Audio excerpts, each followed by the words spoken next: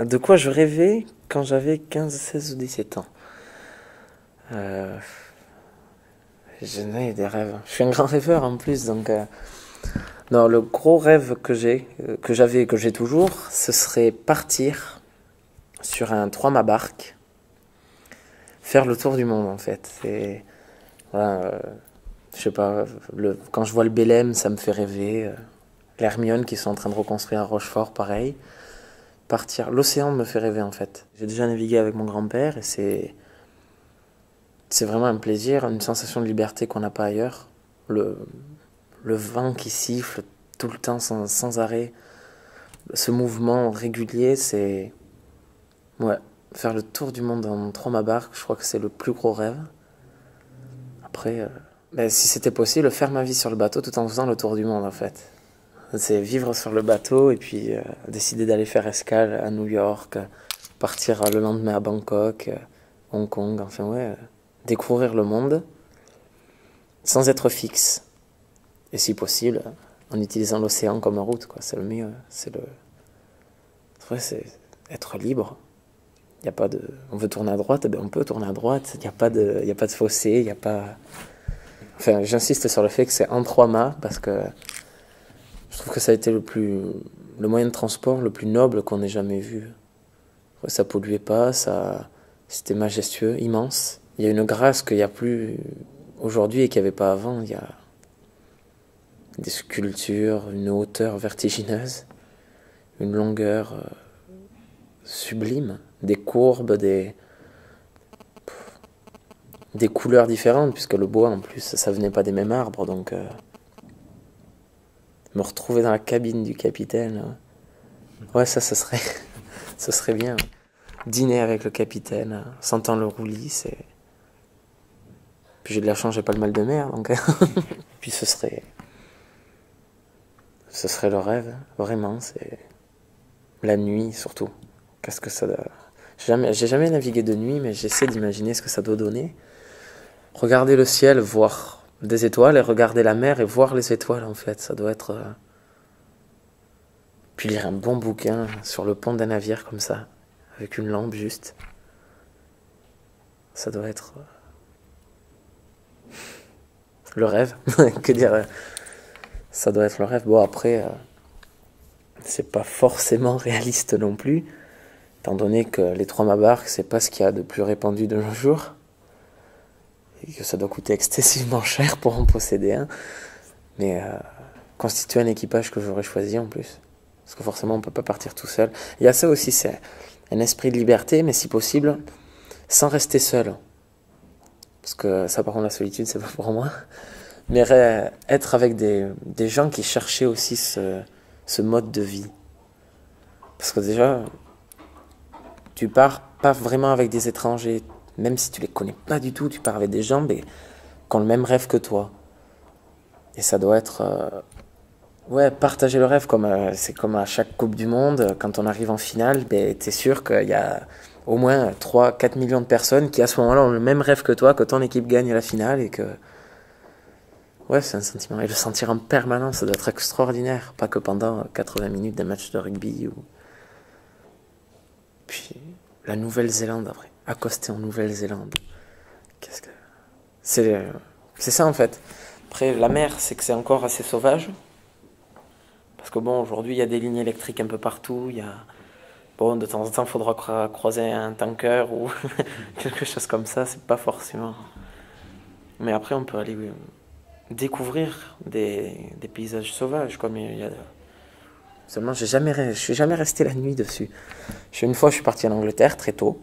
On est parti, c'était quoi? Je crois que c'était 5 heures. On était 4. On a fait la traversée de la Manche pour... on s'est fait peur d'ailleurs.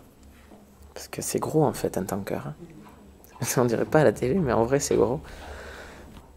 Le nom c'était le Lady Mamou. C'est parce que ma grand-mère on l'appelait Mamou. Donc, le Lady Mamou. Par contre moi j'aimerais être instituteur. Parce que j'aime beaucoup... ouais, c'est triste à dire, je crois que ma classe, on est les derniers à être ici, pas par défaut. On aime ce qu'on fait en fait. Et j'aime beaucoup l'horticulture et ben, j'aimerais finir par suffisamment la comprendre pour pouvoir me permettre de l'enseigner, en fait. Ça, c'est pas un rêve, c'est un objectif, c'est vraiment... J'aime beaucoup comprendre les choses, en fait. Donc si je comprends suffisamment l'horticulture, tant qu'à faire, ben, autant l'enseigner. Plus, c'est pas une matière complètement... C'est pas comme le français, en fait. Il n'y a pas de règles établies, forcément. Vous pouvez faire germer une graine de 30 façons différentes. C'est plus ouvert, ça pousse à la communication en plus, parce qu'on parle d'expérience, on peut demander aux élèves ce qu'ils ont fait avec. Enfin, je vois, nous on a des profs extraordinaires pour ça ici, donc ouais, essayez d'être comme eux, de perpétuer l'envie qu'ils ont réussi à nous donner, en fait. Moi je suis venu au début, je voulais juste faire ma petite exploitation tranquille, et aller voir faire le plaisir qu'ils ont d'en parler. Bon, on a acquis ce plaisir au fil des années, 4 ans que je suis là.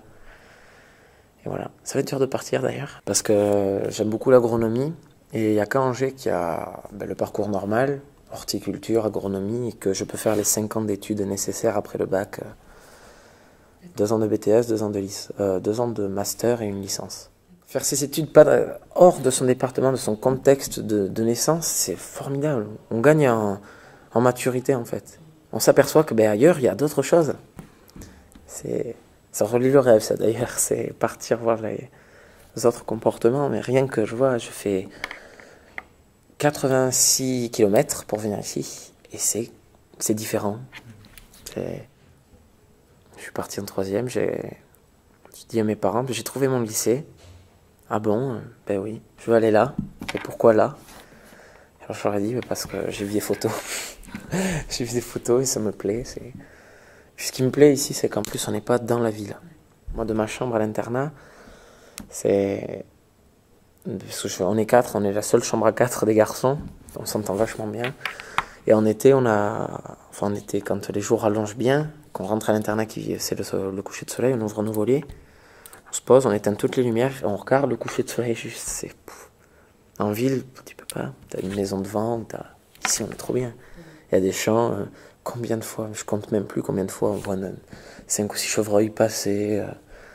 Ah ouais, non, c'est impressionnant. Je pensais pas au début. Et puis, quand j'ai trouvé le lycée, donc j'avais 14 ans, c'était début 3e, parce que je suis de décembre. Donc j'ai trouvé le lycée, je leur ai dit, je veux aller là. Ah oui, mais tu vas pas y aller comme ça. Donc on a été voir une conseillère d'orientation qui m'a trouvé un mini-stage, en fait, ici, ça a duré un jour. Puis je suis rentré chez moi, j'ai dit, c'est là.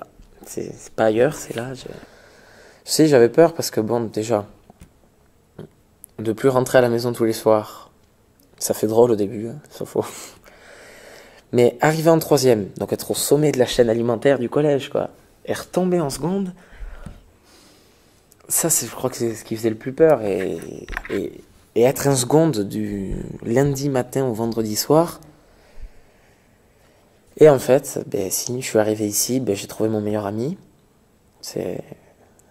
Mon père, en fait, m'a posé, et vu qu'il travaillait, il a dû repartir. Je me suis retrouvé tout seul dans le hall d'entrée avec plein de gens qui parlaient partout. Puis, je voyais un gars un peu comme moi, avec son père.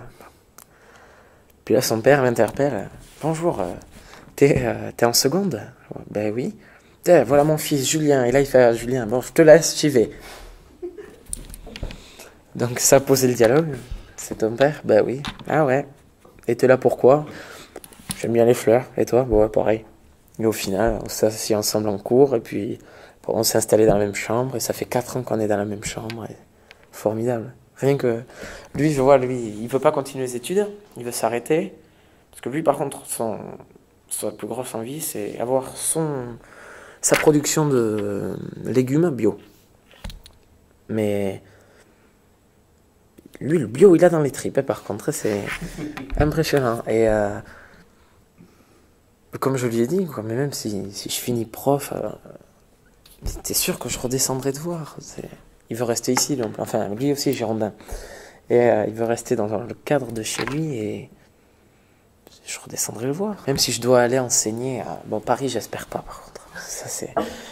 Je me vois pas du tout à Paris, mais même si c'est le Nord...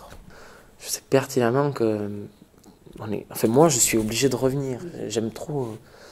Quand on me demande mon pays préféré, c'est la France. Ma région préférée, c'est l'Aquitaine. C'est vrai, c'est comme si même si je devais avoir un 3 mâts et partir faire le tour du monde, l'escale la plus fréquente, ben, ce sera Bordeaux, quoi. Je pense pas que ce soit une attache vraiment familiale, mais je pense que c'est plus l'environnement. Parce que bon, ma famille, c'est pas non plus le dada, quoi. C'est comme tout le monde, il y a des problèmes et tout. Mais le plaisir que j'ai à prendre mon vélo, et puis j'aime pas les voitures, je le dis de suite. Je n'aime pas les voitures.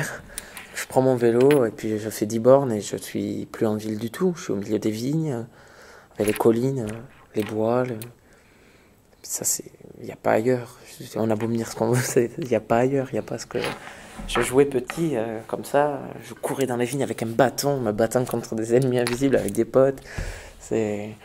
Il y a plein de petits endroits que je connais qui, j'espère, ne seront pas détruits d'ici là. Parce que bon, comme le lycée d'ailleurs, je vous dis, j'aimerais revenir ici.